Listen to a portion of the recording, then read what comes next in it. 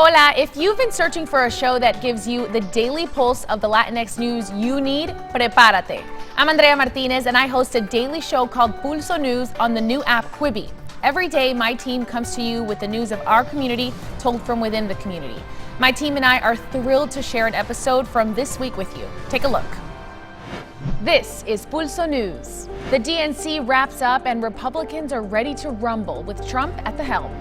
The controversial Build the Wall campaign is crumbling hard on one of Trump's longtime allies. We're bringing you a new series that's all about first-time voters. Joe Biden officially accepted the Democratic Party's nomination for president last night.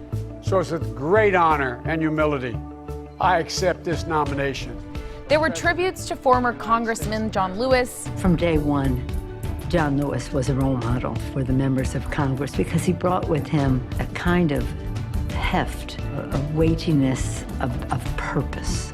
We even heard some of Biden's former challengers speak passionately about him.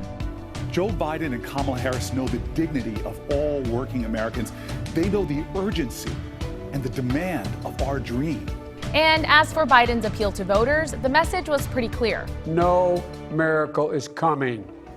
Our economy is in tatters, with Black, Latino, Asian American, Native American communities bearing the brunt of it. The president still does not have a plan. Well, I do. But before Biden even took the stage to criticize the president, Trump was in Pennsylvania, Biden's home state and battleground turf this election just hours earlier.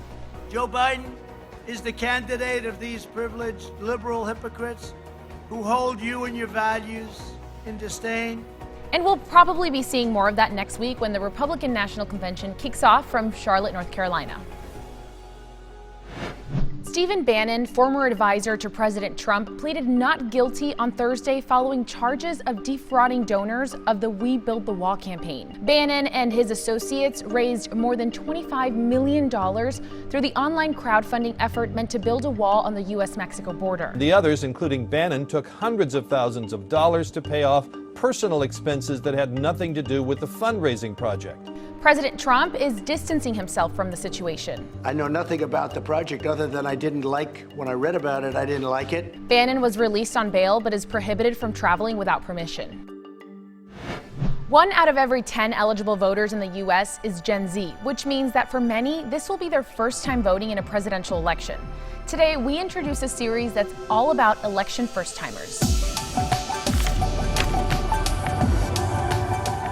I would like to introduce Christopher from United We Dream. My parents are undocumented, and unfortunately, like 8 years ago, my dad was arrested by ICE the day of my birthday. And 2 months later, he was deported back to Honduras, which really affected my personal life as a kid when I was growing up. Seeing that my mom could be next, I'm just worried for her. Chris Colindres grew up his whole life in South Florida as the son of undocumented immigrants, and now as a U.S. citizen who's just turned 18, he's eager to take on his new role as a first-timer at the ballot. I'm glad to be able to vote for them because not many have the chance to vote, especially those who cross the border, who risk their whole life just to bring their sons or get pregnant and have a son here in the United States, like the case of my mother. And like so many Gen Zers and millennials, especially those with minority backgrounds, Chris isn't an undecided voter. No peace, no racist police! I'm gonna vote for Joe Biden.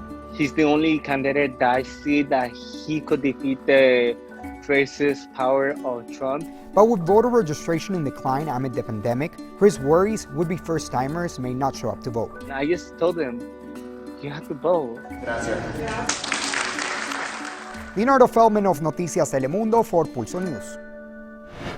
Hundreds of thousands of Lyft and Uber drivers in California can rest easy for now. A California appeals court is giving both ride-hailing companies more time to comply with a new state labor law that they were violating.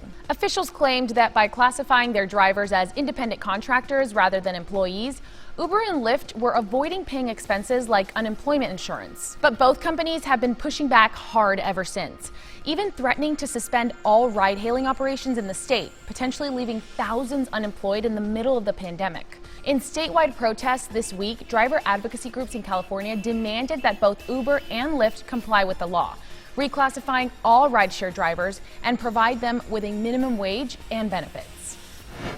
We're keeping the pulse on chaos at the U.S. Postal Service, dead animals, rotting food, and why the future of mail-in ballots depends on federal aid. An abortion debate in Brazil after a 10-year-old girl was raped. And a Salvadorian immigrant tells his story about crossing the U.S. border as a boy in the documentary Illegal. Nos vemos el lunes.